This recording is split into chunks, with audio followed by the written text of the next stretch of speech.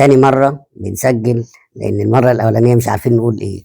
كلام ما عجبناش أصلا، لأن المباراة أصلا مملة، ومباراة بصراحة ضعيفة فنيا، ومباراة مفروض والله العظيم ما تتحلل، والله العظيم دي عايزة تروح أي معمل تتحلل فيه، لأن مباراة تخليك ترجع، مباراة تخليك تكره الكورة واللي عمل الكورة.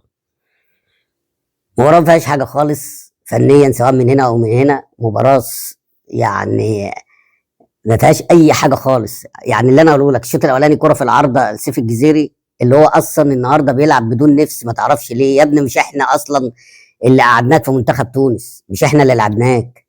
انت جاي قالب وشك علينا ليه؟ ما تلعب وهات جون، ولا اعمل جون، ولا الكره بس الحسنه الوحيده ليك النهارده الكره اللي انت حطيتها في العرض بس. قلشت من حسام عبد المجيد، وقلشت من ايشو اللي هو محمد عواد، انقذها ببراعه وبرشاقه.